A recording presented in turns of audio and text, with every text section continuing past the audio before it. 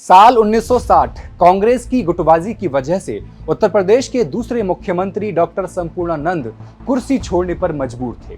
देश के सबसे बड़े सूबे में मुख्यमंत्री की कुर्सी खाली थी और आसपास कई दावेदार दावा ठोक रहे थे।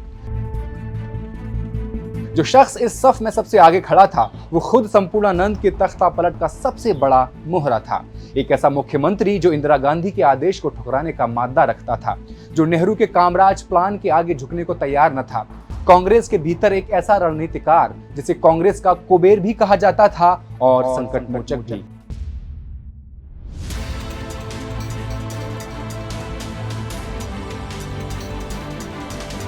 समय बदल रहा था, संकट मोचक अब संकट में था। कांग्रेस टूट रही थी। कांग्रेस का कुबेर अपनी आत्मकथा में लिखता है, अगर किसी जांच आयोग ने यह तहकीक की कि नेशनल हेराल्ड के लिए पैसा कैसे जुटाया गया तो एक बड़ा पर्दाफाश होगा। लेकिन यह कहानी सिर्फ चंदा जुटाने और कुर्सी पाने की नहीं है। इसमें वो इंसान भी है जिस पर सरकारी मशीनरी के दुरुपयोग और शोषित वंचित तबकों के मतदाताओं को डरा धमकाकर वोट न डालने देने के संगीन इल्जाम लगे। इन सारे किस्सों पर बात करेंगे और जानेंगे अलीगढ़ के एक छोटे से गांव से लखनऊ की सबसे बड़ी कुर्सी तक का वो सफर जो 4 बार शुरू हुआ और चारों बार अंदरूनी टूट का शिकार हुआ। कैसे चरण सिंह की बगावत ने महज 19 दिनों में उनकी हुकूमत पलट दी। वो कौन सा राज था जो इस सूबेदार ने ताउम्र अपने सीने में दफन रखा। नेताजी सुभाष चंद्र बोस से उनकी मुलाकातों का जिक्र जिसे चंद लोग ही जान पाए। ये रुदाद है एक ऐसे मुख्यमंत्री की जो पार्टी के भीतर चल रही जंग भी लड़ रहा था और दिल्ली की आला कमान से भी टकरा रहा था, जिसके हाथों से करोड़ों रुपए गुजरे मगर खुद के लिए एक पैसा न रखा। ये कहानी है उत्तर प्रदेश के तीसरे मुख्यमंत्री चंद्रभानु गुप्ता की और आप देख रहे हैं पॉलिटिक्स का साप्ताहिक शो सूबेदार। नमस्कार, मैं हेमंत और आप पॉलिटिक्स देख रहे हैं। 9 अगस्त 1925 की शाम लखनऊ के पास काकोरी स्टेशन से थोड़ी दूर एक ट्रेन अचानक रुक जाती है। यात्रियों को लगता है कि शायद कोई तकनीकी खराबी हुई है, लेकिन अगले ही पल कुछ नौजवान एक योजना के तहत हथियार लेकर गार्ड के डिब्बे की तरफ बढ़ते हैं। योजना थी अंग्रेजी हुकूमत के खजाने की लूट की। ये काकोरी कांड कोई डकैती नहीं थी, बल्कि अंग्रेजी हुकूमत को एक खुली चुनौती थी और चुनौती दे रहे थे राम प्रसाद बिस्मिल, अशफाकुल्ला खान, राजेंद्र लाहिरी और रोशन सिंह जैसे जांबाज। अंग्रेज सरकार बौखलाई हुई थी। पूरे देश में गिरफ्तारियों का दौर शुरू हुआ। अंग्रेजों के खौफ से कोई भी बड़ा वकील इन क्रांतिकारियों का मुकदमा लड़ने के लिए गोविंद बल्लभ पंत का साथ देने को तैयार न था। ऐसे माहौल में आगे आए LLB के एक नौजवान तालिबे इल्म चंद्रभानु गुप्ता मुल्क के नामवर बैरिस्टर पंडित गोविंद बल्लभ पंत की कानूनी टीम में शामिल होते हैं। जिंदगी का पहला मुकदमा लड़ रहे चंद्रभानु पूरे सूबे में CB गुप्ता के नाम से जाने जाने लगते हैं।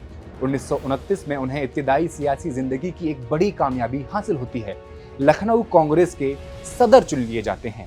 कामयाबी की खुशी एक तरफ थी, दूसरी तरफ एक दुबला पतला महात्मा नमक सत्याग्रह के लिए दांडी मार्च पर निकला हुआ था।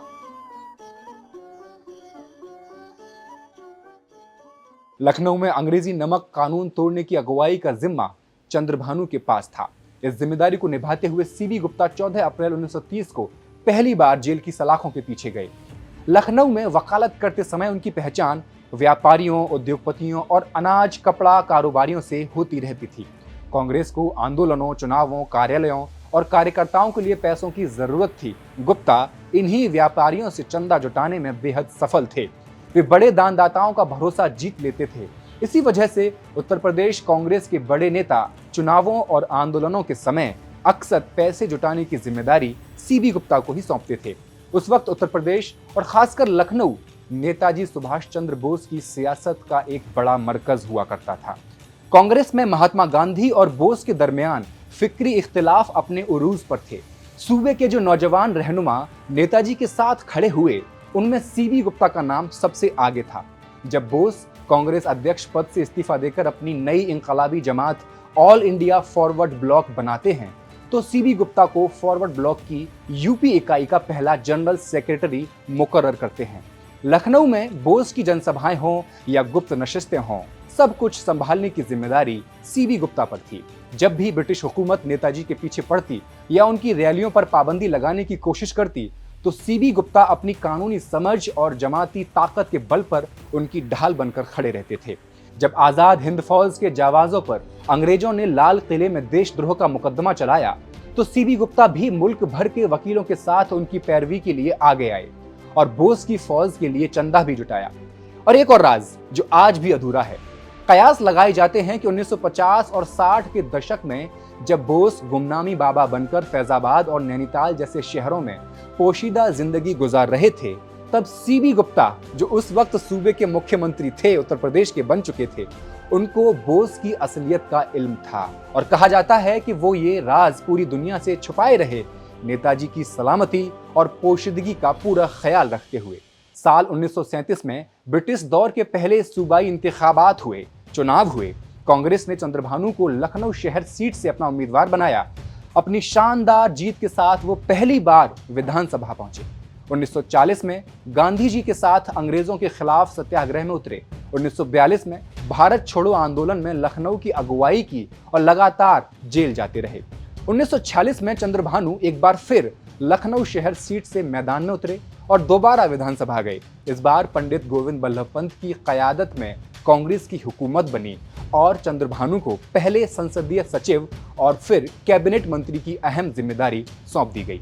अब साल आया 1947, मुल्क आजाद हुआ। At the stroke of the midnight hour, when the world sleeps, India will awake to life and freedom.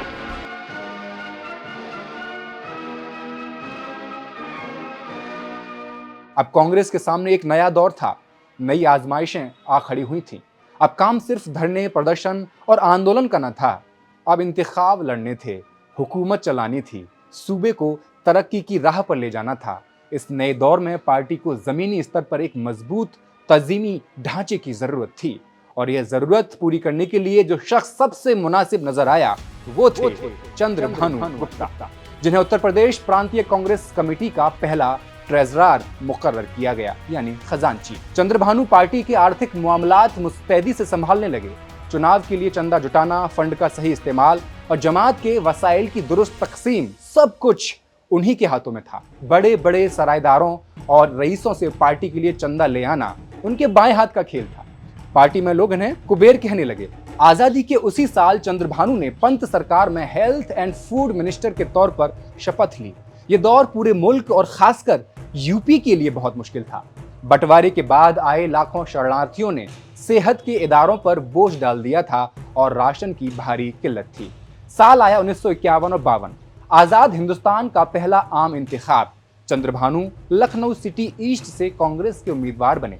भारतीय जनसंघ के उम्मीदवार को करारी शिकस्त देकर वो आजाद हिंदुस्तान में उत्तर प्रदेश की पहली विधानसभा के सदस्य चुन लिए गए। भारतीय जनसंघ को श्यामा प्रसाद मुखर्जी ने बनाया था, जो आज भारतीय जनता पार्टी के नाम से जानी जाती है। पंडित गोविंद बल्लभ पंत की नई हुकूमत में सीबी गुप्ता दोबारा कैबिनेट मंत्री बना दिए जाते हैं। साल आता है 1957। सीबी गुप्ता के सियासी सफर को एक जोरदार झटका लगता है। वही पुरानी और भरोसेमंद सीट लखनऊ सिटी ईस्ट, सामने थे प्रजा सोशलिस्ट पार्टी के कद्दावर नेता त्रिलोकी सिंह। सीबी गुप्ता की बुरी हार हुई। ये हार अप्रत्याशित थी और चंद्रभानु जैसे तजर्बेकार सियासतदान के लिए नाकाबिले कबूल थी। वापसी के लिए 1958 में बुंदेलखंड की माऊ गरोठा सीट से उन्होंने उपचुनाव लड़ा। इल्जाम लगे कि वो वोटरों के बीच कीमती तोहफे और चीजें बांट रहे हैं, मगर तमाम कोशिशों के बावजूद ये उपचुनाव भी हाथ से निकल गया। और इस हार की सबसे बड़ी वजह उन्होंने जो समझी वो थी कांग्रेस के भीतर मुख्यमंत्री संपूर्णानंद और उनके साथियों ने पीठ पीछे उन्हें हराने की योजना बना रखी थी। ये वो लम्हा था जब चंद्रभानु के दिल में एक आग और भड़क गई। संपूर्णानंद की हुकूमत को उखाड़ फेंकने का अज़्म, जो अब पहले से कहीं ज्यादा पुख्ता हो चुका था। इस हार के बाद चंद्रभानु गुप्ता के राजनीतिक रवैये में बड़ा बदलाव आया। अब उनका लक्ष्य केवल विधायक बनना नहीं था, उन्होंने अपने समर्थकों को संगठित करना शुरू किया।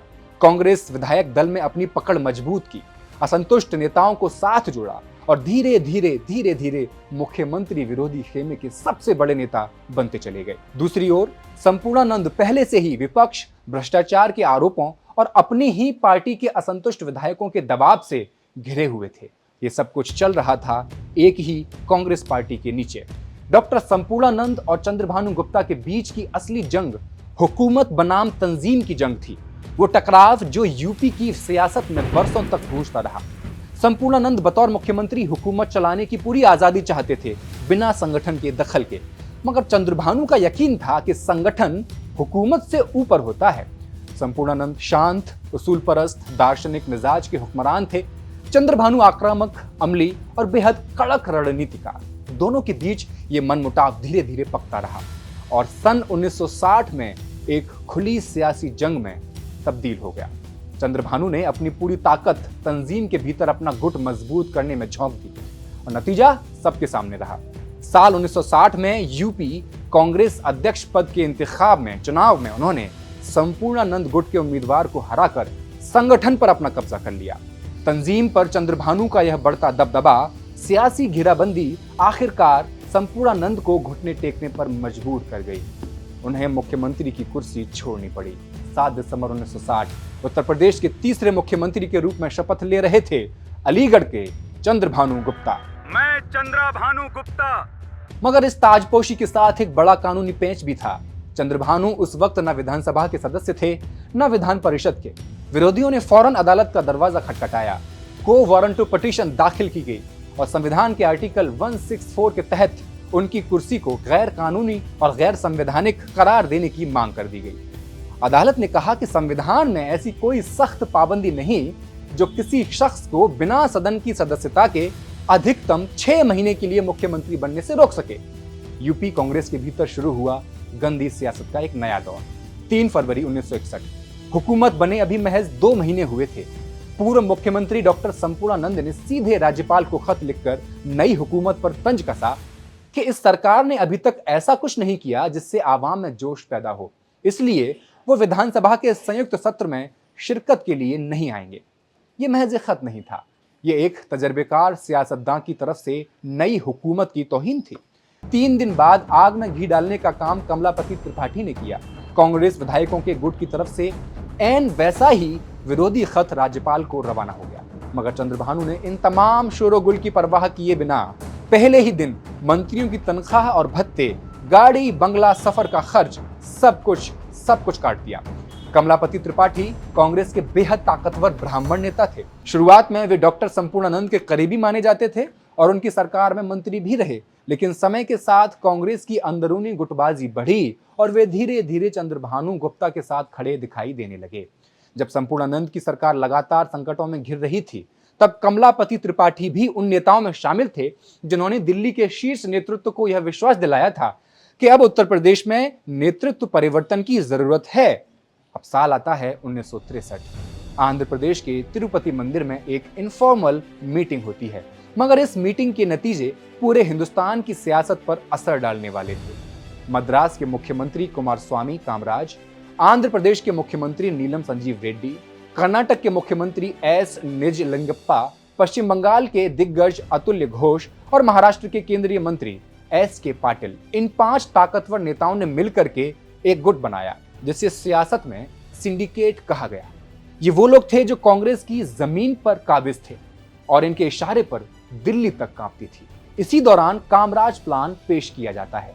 नाम पार्टी को मजबूत करने का, मगर असली मकसद कुछ और था। तजवीज यह थी कि तमाम बड़े नेता अपने ओहदों से इस्तीफा देकर जमाती काम में जुट जाएं। वजीर आजम जवाहरलाल नेहरू ने इसे मंजूर किया और एक के बाद एक केंद्रीय मंत्री और मुख्यमंत्री अपने इस्तीफे सौंपने लगे। सीबी गुप्ता इन मंसूबे की असलियत को बखूबी समझते थे। वो जानते थे कि यह महज जमाती खिदमत का दावा नहीं, ये उन्हें हुकूमत से बेदखल करने की एक सीधी समझी सियासी चाल है। मगर पार्टी के अनुशासन के आगे झुकना उनकी मजबूरी थी और नेहरू के फैसले की तौहीन उनकी फितरत में न थी। तमाम कशमकश और बेदिली के बाद आखिरकार चंद्रभानु गुप्ता ने अपनी कुर्सी छोड़ दी। इस पूरे सियासी उलटफेर का सबसे बड़ा फायदा मिला सूबे की अगली और पहली महिला मुख्यमंत्री सुचिता कृपलानी को। 2 अक्टूबर 1963 को उन्होंने उत्तर प्रदेश के मुख्यमंत्री पद की शपथ ली और इसके साथ ही हिंदुस्तान की तारीख में एक नया बाब रकम हुआ। लेकिन रुकिए, उठापटक का दौर अब शुरू हो रहा था, क्योंकि चंद्रभानु ऐसे नहीं थे जो हार मानकर बैठ जाएं। साल 1965 में उन्होंने यूपी कांग्रेस अध्यक्ष का चुनाव लड़ा और अपने धुर मुखालिफ कमलापति त्रिपाठी को शिकस्त दे दी। मगर दिल्ली की आलाकमान इस जीत से खुश न थी। उन्हें रास्ते से हटाने के लिए एक और चाल चली गई। वोटों की दोबारा गिनती का हुक्म दिया गया और इस रिकाउंटिंग में एक अजीबोगरीब शर्त थोपी गई कि जिन डेलीगेट्स के पास सरकारी कोटा या परमिट हो उनके वोट रद्द माने जाएंगे। नतीजा वही हुआ जो तय था। चंद्रभानु के वोट कम पड़ गए और हारी हुई बाजी पलटकर कमलापति त्रिपाठी को फतेह घोषित कर दिया गया। ये वो लम्हा था जब चंद्रभानु को पूरी तरह समझ आ गया कि दिल्ली में इंदिरा गांधी का सितारा तेजी से बुलंद हो रहा है और वो उनके रास्ते का कांटा बन चुके हैं। साल 1967 विधानसभा चुनाव से ठीक पहले सीबी गुप्ता के 65वें जन्मदिन पर उन्हें 36 लाख रुपए का भारी भरकम मनी बैग तोहफे में दिया जाता है। उस दौर में ये रकम बहुत बड़ी थी। कुछ ही दिनों बाद नेशनल हेराल्ड अखबार के मैनेजिंग डायरेक्टर उमाशंकर दीक्षित ने उनसे मिलकर कहा कि इंदिरा गांधी चाहती हैं कि इस चंदे का एक हिस्सा नेशनल हेराल्ड को दे दिया जाए। चंद्रभानु ने साफ इनकार कर दिया। बाद में उन्होंने खुद कहा, मैं इंदिरा गांधी की यह ख्वाहिश पूरी करने को तैयार नहीं था क्योंकि वो हमेशा पर्दे के पीछे से मेरे सियासी मुखालिफिन की मदद किया करती थी। नेशनल हेराल्ड कोई आम अखबार नहीं था। 1938 को लखनऊ में खुद जवाहरलाल नेहरू ने इसकी बुनियाद रखी थी। मकसद तहरीक आज़ादी की बुलंद आवाज बनना। लेकिन 1942 के भारत छोड़ो आंदोलन में इस पर पाबंदी लगाकर इसके सारे दफ्तर सील कर दिए गए, जो आज़ादी के बाद 1946 में दोबारा खुले। ये अखबार एसोसिएटेड जर्नल्स लिमिटेड चलाया करती थी। सीबी गुप्ता अपनी किताब सफर कहीं रुका नहीं झुका नहीं में लिखते हैं कि नेशनल हेराल्ड के लिए सीबी गुप्ता और यूपी कांग्रेस के नेताओं ने नेहरू के कहने पर लाखों का चंदा जुटाया था। यहां तक कि नेताओं को मिलने वाले गिफ्ट बैग्स की रकम भी इसमें लगाई जाती थी। यानी अखबार किसी एक शख्स की जायदाद नहीं था, ये पूरी जमात और उसके कार्यकर्ताओं के खून पसीने से सींचा गया था। साल आया 1967। यूपी में चुनाव लेकर आया। इस बार कुछ ऐसा हुआ जो आजादी के बाद पहले कभी नहीं हुआ था। कांग्रेस 425 सीटों वाले सदन में महज 199 सीटों पर सिमट गई, बहुमत के जादुई आंकड़ों से काफी दूर। सीबी गुप्ता रानीखेत सीट से महज 70 वोटों के बारीक फासले से जीत पाए। सुचिता कृपलानी सीएम रहीं, लेकिन यूपी की उठापटक देखकर वो दिल्ली का रुख कर चुकी थी। बहुमत न मिलने के बाद भी पूरा विरोधी खेमा एकजुट होकर भी हुकूमत बनाने का कोई ठोस रास्ता नहीं निकाल पाया। ऐसे में राज्यपाल ने सबसे बड़े दल के रहनुमा के तौर पर सीबी गुप्ता को हुकूमत बनाने की दावत दे दी। 14 मार्च 1967 को चंद्रभानु गुप्ता ने तीसरी बार उत्तर प्रदेश के वजीर आला की शपथ ली, मगर इस बार ताजपोशी के पीछे कोई मजबूत जनादेश नहीं था, बल्कि अल्पमत की एक बेहद कमजोर बुनियाद थी। और फिर महज 19 दिनों में वो हुआ जिसकी किसी को उम्मीद न थी। इस बार सीबी गुप्ता को पटकी देने वाले थे कांग्रेस के अपने चहेते चौधरी चरण सिंह, जो कभी कांग्रेस के भीतर संपूर्णानंद के खिलाफ चंद्रभानु के हमराह हुआ करते थे, अब खुद उनके खिलाफ थे। चरण सिंह ने कांग्रेस की तारीख की सबसे बड़ी बगावत को अंजाम दिया। अपने वफादार विधायकों के पूरे जत्थे के साथ पार्टी को अलविदा कह दिया। इस अचानक के सियासी हमले से गुप्ता जी की अल्पमत हुकूमत ताश के पत्तों की तरह बिखरने लगी। चरण सिंह ने पूरे विरोधी खेमे को एक साथ जोड़कर संयुक्त विधायक दल का नया मोर्चा खड़ा किया और यूपी के नए वजीर आला बना दिए गए। सीबी गुप्ता ने अपनी गोटियां फिर से फिट करनी शुरू की और बैसाखियों पर टिकी हुई चरण सिंह की हुकूमत भी ज्यादा देर नहीं चली। सरकार गिरी तो यूपी की सियासत में इतनी उथल पुथल मच गई कि आजादी के बाद पहली बार सूबे में राष्ट्रपति शासन लागू करना पड़ा। साल 1969 में मध्यावधि चुनाव हुए। चौधरी चरण सिंह समेत कई मुखालिफ नेताओं ने सीबी गुप्ता पर सरकारी मशीनरी के दुरुपयोग और शोषित वंचित तबकों के मतदाताओं को डरा धमकाकर वोट न डालने देने के संगीन इल्जाम लगाए। तमाम इल्जामात और विरोध के बावजूद जब नतीजे आए तो कांग्रेस ने 211 सीटें जीती, साधारण बहुमत से महज 2 कदम दूर। सबसे बड़े दल के रहनुमा के तौर पर एक बार फिर चंद्रभानु गुप्ता को हुकूमत बनाने की दावत मिली। 26 जनवरी 1969 चंद्रभानु गुप्ता ने चौथी बार उत्तर प्रदेश के वजीर आला की शपथ ली, लेकिन कांग्रेस अब पहले जैसी पार्टी नहीं थी। अलग अलग गुट खुलकर एक दूसरे के खिलाफ खड़े थे। दूसरी तरफ इंदिरा गांधी और कांग्रेस के पुराने नेताओं के बीच राष्ट्रीय स्तर पर भी सत्ता की लड़ाई तेज हो चुकी थी। उसका असर उत्तर प्रदेश की राजनीति पर साफ दिखाई देने लगा। विधायक टूटने लगे, समर्थन डगमगाने लगा और आखिरकार फरवरी 1970 में चंद्रभानु गुप्ता की सरकार विधानसभा में अपना बहुमत खो बैठी। उन्हें मुख्यमंत्री पद से इस्तीफा देना पड़ा। गुप्ता सरकार के गिरते ही कांग्रेस के बागी विधायकों, विपक्ष और कुछ निर्दलीय विधायकों के समर्थन से चरण सिंह मुख्यमंत्री बना दिए गए, लेकिन कांग्रेस का बाहरी समर्थन ज्यादा दिन तक नहीं चल पाया। चरण सिंह की सरकार अल्पमत में आ गई और कुछ ही महीनों बाद उन्हें भी इस्तीफा देना पड़ गया। अब कांग्रेस ने अपने त्रिभुवन नारायण सिंह को मुख्यमंत्री बनाकर हालात संभालने की कोशिश की, लेकिन बहुमत का संकट लगातार गहराता गया। अप्रैल 1971 में उत्तर प्रदेश में प्रेसिडेंट रूल लागू कर दिया गया। सत्ता सीधे राज्यपाल और केंद्र सरकार के नियंत्रण में चली गई। नवंबर 1971 में कमलापति त्रिपाठी को मुख्यमंत्री बना दिया गया। उन्होंने सरकार को स्थिर करने की कोशिश की, लेकिन तब तक कांग्रेस के भीतर नई पीढ़ी के नेताओं का उभार शुरू हो चुका था। पार्टी नेतृत्व को लगने लगा कि उत्तर प्रदेश में एक अधिक आक्रामक और जनाधार वाले चेहरे की जरूरत है। इसी सोच के तहत नवंबर 1973 में कमलापति त्रिपाठी से इस्तीफा लेकर हेमवती नंदन बहुगुणा को मुख्यमंत्री बनाया गया। कांग्रेस ने 1974 का विधानसभा चुनाव भी उन्हीं के नेतृत्व में लड़ा और इस चुनाव में जो हुआ वो उनकी जिंदगी का सबसे बड़ा इम्तिहान था, और इम्तिहान सीवी गुप्ता के लिए भी।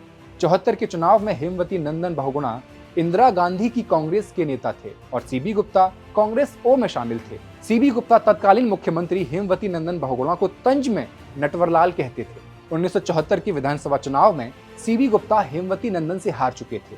4 बार वजीरे आला रहा व्यक्ति अपने ही गढ़ में चौथे नंबर पर धकेल दिया गया।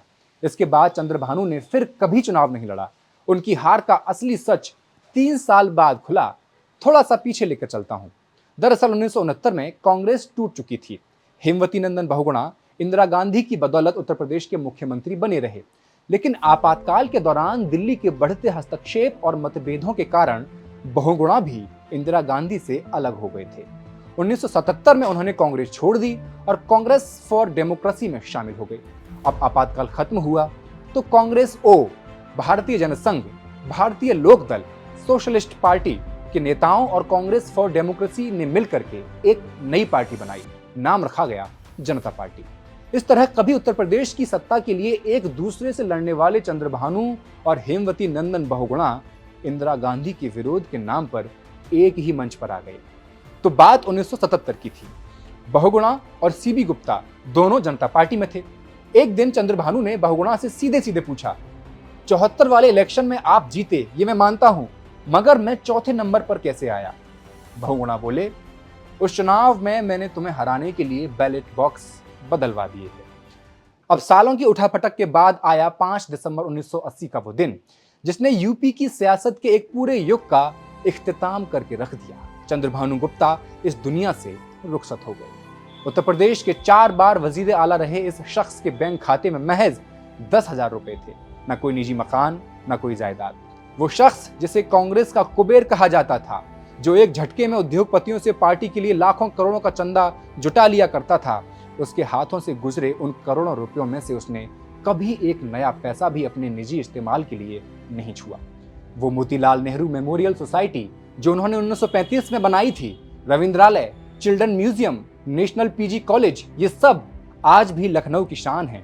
और ये सब एक ऐसे इंसान की यादगार हैं जो सत्ता के शिखर पर रहा मगर खुद के लिए कुछ नहीं लिया। सियासत का यह कड़वा सच है कि जो लोग अपनी ईमानदारी से खेलते हैं, तारीख अक्सर उन्हें उतनी जगह नहीं देती जिसके वो हकदार होते हैं।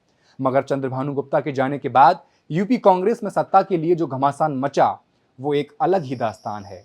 किसी भी मकामी चेहरे को मुख्यमंत्री बनाने का मतलब था पार्टी में पक्की बगावत। आलाकमान को एक ऐसे दमदार और बेदाग रहनुमा की तलाश थी जो इस गंदी गुटबाजी से दूर हो और यूपी के बाकी नेताओं को काबू में रख सके। तब दिल्ली ने अपना सबसे बड़ा तुर्क का इक्का फेंका। नाम था सुचिता कृपलानी। विरोध के सबसे बड़े नेता की अहलिया होने के बावजूद उन्होंने यूपी आकर सियासत के धुरंधरों को अपनी उंगलियों पर नचाया और हिंदुस्तान की पहली खातून मुख्यमंत्री का ताज पहना। इस धाकड़ खातून की दास्तान अगले हफ्ते शुक्रवार रात 8 बजे भूलिएगा मत। पॉलिटिक्स पर। शुक्रिया।